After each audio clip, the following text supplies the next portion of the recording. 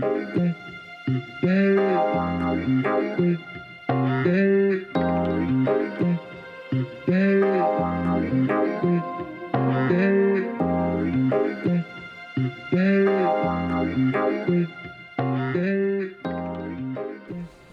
guys, and welcome to Can We Conversate, a place where we discuss politics, pop culture, and pretty much anything that's on our mind. I'm Tamika. I'm Leah. Hope you guys enjoy the show. Bye!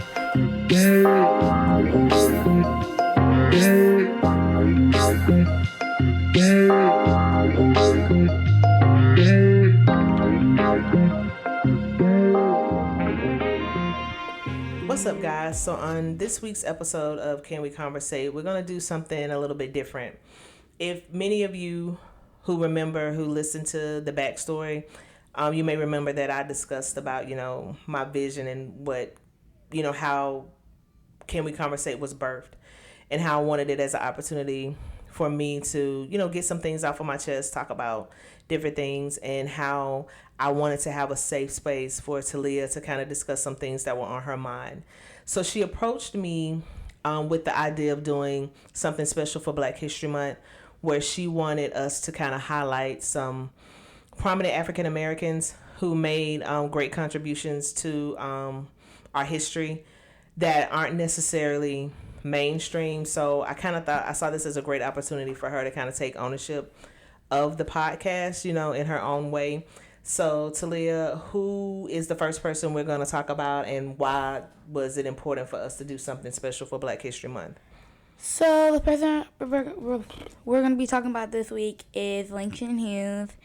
The reason I wanted to do this whole thing was because I had just got done my project for Langston Hughes, because we were learning about the 1920s and the Harlem Renaissance, and I really wanted to do a recording about him, and then we came up with about doing somebody for a week. And so basically he was just very interesting to me because he was an American poet. He wrote what he saw and about how he felt, which I feel like is very cool. So give us some things that you learned about Langston Hughes while you were doing your project. Langston Hughes was born on February 1st, people really don't know, it's either 1901 to 1902. Mm-hmm. And his full name was James Mercer Langston Hughes. It's a long name, I know. But his parents soon separated after he was born. His mom and his grandmother basically raised him most of his life. Sadly, his grandmother passed away, and his mother and him moved a half a dozen cities to Cleveland. And at the age of 17, he wrote his first poem, which was "The Negroes Speak of the River." And I haven't read that poem yet, but I feel like I need to because it's just like his first poem. And I thought that was really cool that he wrote his poem at 17, right out of high school, Okay, so I didn't let Taliyah do all of the research by herself. So I was looking into some of Langston's background, and I noticed that in 1930, his first novel, Not Without Laughter, won a Harmon Gold Medal for literature. And I had never heard of the Harmon Gold Medal, so I was wondering what that was. So the Harmon Gold Medal was created in 1926 by William E. Harmon. And it was basically an award where they looked at achievements in 8 different fields: literature, music, fine arts, business and industry, science and innovation, education, religious studies, and race relations. And basically what they did was looked at those 8 fields and found the most prominent African Americans at the time in their field. And it kind of reminds me of the Nobel Peace Prize that we have today, which we had it was back then too in the 20s as well. But it kind of reminded me that way their main focus was on the works of African Americans in those different fields. So what was something else that you found interesting in your research on Langston Hughes? One of the things I also found interesting, he never got married at all. He never had kids. He never got married. when he visited New York, I think this is the first time he visited New York for the first time. He was walking around the city and he ended himself up in Harlem, and he called Harlem the Great Dark City, which I felt like was very neat. I guess because when I read it, I was like, oh, he must have toured it at night. Like the building must have been lit up, or it must have been quiet, and he called it the Great Dark City. Okay. Anything else you found interesting about Langston Hughes while you was doing his stuff? So at the age of 64, he was pronounced with lung cancer. He also died. He died on May 22nd. May 22nd. But you gotta look for the day. No. Somebody is not prepared. No, I am prepared. I am greatly prepared. But you be looking for. No, or not. Okay, he was me. He died on May 22nd, 1967. And what I thought was also really cool was he was cremated. He wasn't buried. He was cremated, but you can technically say he was buried. They put him under a floorboard in a museum under one of his poems, which I thought was really cool. So his ashes are in a museum, which I feel like is really neat. That is kind of cool. So let me ask you this: why do you think it's important for us to talk about people like Langston Hughes doing Black History Month? So more African American kids can learn about their history, because in school they really don't talk about a lot of African American people. The most people they probably talk about is Martin Luther King Jr., Rosa Parks, and Harriet Tubman. Not saying that they're not important, but I feel like we also need to talk about people like Langston Hughes and Malcolm X and a whole bunch of other people that people really don't know about. Yeah, I think it's important as well that we give full view of our history and people who contributed greatly to society and to not just African American history, but American history and world history, frankly, as a whole. That's why I think doing this podcast and kind of doing this series for this month, focusing on African Americans, people who are not as prominent, it kind of gives us an opportunity to learn about people that maybe we're not that familiar with, but also gives us an opportunity to introduce some of our listeners to maybe some people that they haven't heard of or they're not familiar with. Also, I feel like people should learn about a lot more African Americans, because a lot of them are very interesting, especially like Malcolm X. I'm very curious to wonder.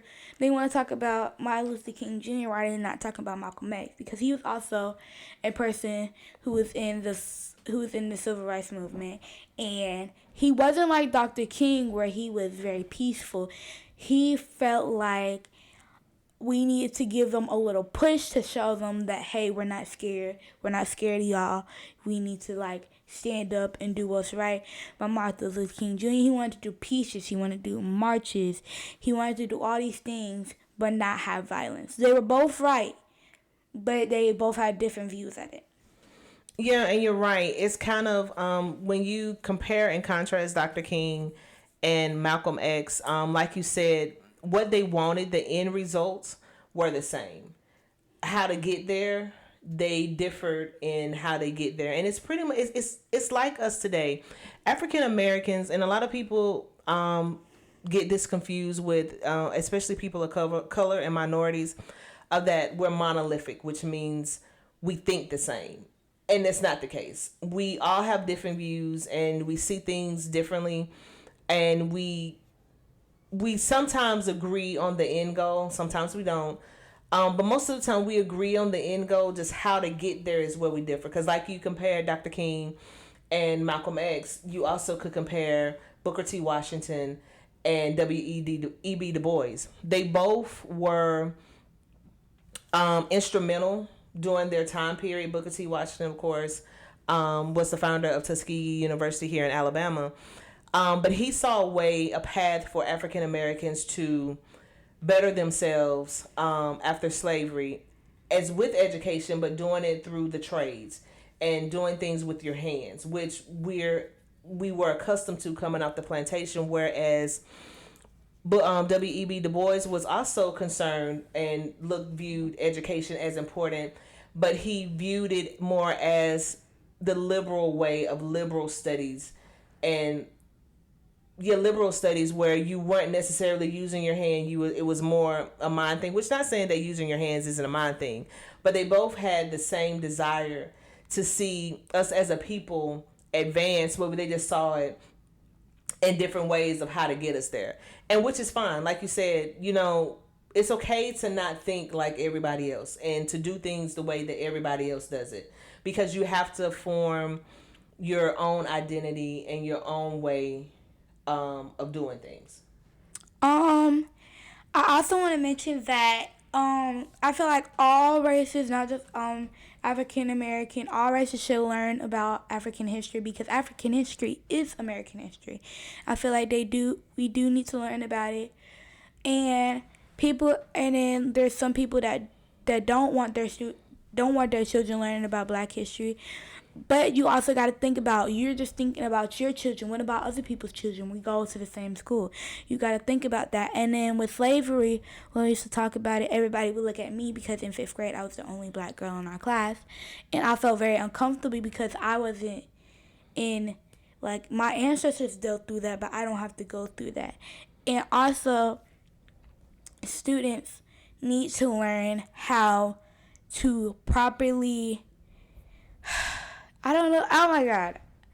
How to properly adjust themselves around other races, because I feel like when we talk about slavery, all the eyes go to all the Black kids or all the kids that have color on their skin. Their eyes always turn to us. When I feel like it didn't happen to us, it happened to our ancestors, but we didn't go through that. Yeah, and I understand what you're saying, and like you said, it is important for everybody to learn history. And what's going around now, which is coming, mainstream, which is, alarming for us as parents, is the whitewashing of history. And like you stated, African American history is American history. In every important and pivotal moment in American history, there was an African American there that contributed. Our history is woven into the fabric of America, and it's important. And like you said, that a lot of times, especially now, what people are saying is that white people in particular, that this whole critical race theory is that they want to change and whitewash history because they don't want their kids to feel the burden and the shame of the things that their ancestors did. And nobody is looking at a 10-year-old in 2023 and blaming them for what their ancestors did in the 1800s, because it's unreasonable and it doesn't make sense. And because it's like, why would you worry about that? Because that's their ancestors. You can't change the past. Their ancestors did it, and we can fix that. By you doing that, it's actually kind of making it worse. Yeah, and like you say, you can't focus on the past because you can't fix it. What you can do is learn from it. Look at the things that they did. See that wasn't right, and this is what we need to do going forward. We need to be better than they were. And trying to make it seem like it didn't happen doesn't make it go away. That's why I feel like it's important for us as parents to not rely on the education system to educate you guys on our history. It's our job to do it, to teach you, and introduce you to facts and to people that you maybe never heard of. Because I didn't learn a lot of stuff about African Americans in school going here. I didn't learn anything about Booker T. Washington. I'm from Alabama. We took Alabama history. Booker T. Washington created Tuskegee here in Alabama. I didn't learn about Booker T. Washington until I got to college and took African American studies. So I'm happy and I'm proud that you have the desire at your age now to want to learn these things and take it upon yourself, even though with a little encouragement from me and your daddy, to when you have projects, to that you try to find an African American in that time period, or in that time period that you can learn something about, and in the process of that you can teach your classmates about that, something that they might not necessarily learn in the classroom, but from you doing your report or your presentation, you can introduce them to something that they never heard of or never experienced, and they're like, oh, I didn't know that was a thing, or I didn't know that person did that, and that entices their curiosity to want to, like, hey, let me do some more, let me do some research, or let me look into that and find out some more things about that. Why you bringing up Tuskegee? We was talking about George Washington Carver, and I knew a lot about him, so I was talking in class about him. And I was telling Miss Smith how I wanted to go. Favorite teacher, anyway. Miss Smith. I was telling her how I wanted to go to Tuskegee. And she was like, do you know what a HBCU is? And I was like, oh, yeah, it's a historical black college. And a girl sitting next to me, she was like, I want to go there, but is it an only college for black people? I'm like, no, people who founded the college are black, but everybody can go there. Well, that's not necessarily true. Historically black colleges, all of them weren't necessarily created by black people. There are a few, like Bethune-Cookman College down in Daytona, Florida. It was founded by a black woman. But there were a lot of HBCUs that were actually founded by white people. I want to say it's Quakers. Don't quote me on that. I didn't do my research. I feel bad, y'all, so don't quote me on that. If I'm not mistaken, it was Quakers who saw the opportunity to educate freely newly freed slaves, to teach them, how to read, and to educate them, to prepare them for this new world that they were going into. So it wasn't, all HBCUs weren't necessarily founded by black people. But go ahead. And a lot of kids that I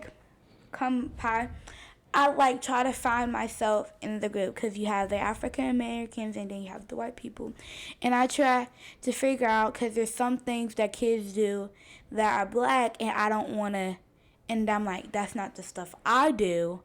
And then you have the white kids, and then there's stuff that they do that I don't do. So I try to find myself, or trying to balance that out by having a mixture of friends are being in the mix of stuff. Okay, so like you said, it's important that you find what works for you. I don't want you to be trying to fit in with everybody. Just do you. Be Taliyah. With your white friends, your black friends, whatever friends. Just try to find the safe space and the comfortable space where you're being authentic and true to yourself, and also doing the things that me and your daddy have taught you to do. Yeah, because a lot of my friends, because most of my friends, they're hilarious, and I love funny people. And I have, my calm friends, which is, my best friend, Cynthia. She's calm. And then I have my best friend, Cadence, which is the complete... my friend Cadence and Millie, they are the complete opposite. They are crazy, they are funny, and they are wild. And that is, my personality split into. Because I like funny people, and I like being funny and weird. And then I have Cynthia, which is, my calm side, my funny but calm side. And then I have my funny, hilarious, wild side, which I love having my friends like that. Because I have a lot of friends that are actually funny and, wild, which is Charlie Parent. I won't get you just say his whole name on the podcast. Oh, shoot. Maybe Charlie don't want to be famous. He ain't going to be famous. A mess. So, what else you got for this episode? I just wanted to say, overall, Langston Hughes was a very interesting person. He is a very good poet, because I have read some of his poems. He's a very good poet, and he writes what he sees, which I feel like is very good. Yeah, he was really good at articulating what he saw in the world, and he was able to give us a good, clear picture of the things that he experienced in his work. Without even seeing it. Yeah, without us seeing it. It's like when you read his work, it's like you were taken to transported to the area during the time that he wrote the poem. So to finish out this week's episode, I wanted to read one of his poems that I really enjoyed. It's called "Let America Be America Again." So here we go. Let America be America again. Let it be the dream it used to be. Let it be the pioneer on the plain, seeking a home where he himself is free. America never was America to me. Let America be the dream the dreamers dreamed. Let it be the great strong land of love, where never kings convene nor tyrants scheme, that any man be crushed by one above. It never was America to me. Oh, let my land be a land where liberty is crowned with no false patriot wreath, but opportunity is real and life is free. Equality is the air we breathe. There's never been equality for me, nor freedom in this homeland of the free. Say, who are you that mumbles in the dark, and who are you that draws your veil across the stars? I am the poor white, fooled and pushed apart. I am the Negro bearing slavery scars. I am the red man driven from the land. I am the immigrant clutching the hope I seek, and finding only the same old stupid plan of dog eat dog, of mighty crush the weak. I'm the young man full of strength and hope, tangled in that ancient endless chain of profit, power, gain, of grab the land, of grab the gold, of grab the ways of satisfying need, of work the men, of take the pay, of owning everything from one's own greed. I am the farmer, bondsman to soil. I am the worker sold to the machine. I am the Negro, servant to you all. I am the people, humble, hungry, mean. Hungry yet today despise the dream. Beaten yet today, oh pioneers. I am the man who never got ahead, the poorest worker battered through the years. Yet I'm the one who dreamt our basic dream in the old world while still a strife of kings, who dreamt a dream so strong, so brave, so true, that even yet its mighty daring song sings. In every brick and stone, in every follow turn, that's made America the land it has become. Oh, I'm the man who sailed those early seas in search of what I meant to be, what I meant to be my home. I'm the one who left dark Ireland's shores and Poland's plains and England's grassy leer, and tore from black Africa's strand. I came to build a homeland of the free. The free? Who said the free? Not me. Surely not me. The millions own relief today. The millions shot down when we strike. The millions who have nothing for our pay. For all the dreams we dreamed, all the songs we sung, all the hopes we've had, all the flags we flung. The millions who have nothing for our pay, except the dreams that almost died today. Oh, let America be America again. The land that never has been yet, and yet must be. The land where every man is free. The land that's mine, the poor man's, Indians, Negro, me, who made America, whose sweat and blood, whose faith and pain, whose hands at the foundry, who plow in the rain, must bring back a mighty dream again. Sure, call me an ugly name you choose. The steel of freedom does not stain.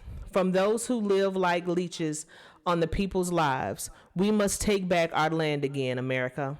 Oh yes, I say it plain, America never was America to me, and yet I swear this oath, America will be. Out of the rack and ruin of our gangster death, the rape and rot of gruff and stealth and lies, we, the people, must redeem the land, the mines, the plant, the rivers, the mountains and the endless plain, all the stretch of these great green states, and make America again. So guys, that's the end of our episode for this week. Hit us up on social media. Let us know what you thought about the podcast this week. Engage with us. I love to hear from you guys and have some interaction. Tell us where we did good, where we didn't, so we can get better and provide you guys a podcast that you love. So until next time, can we conversate?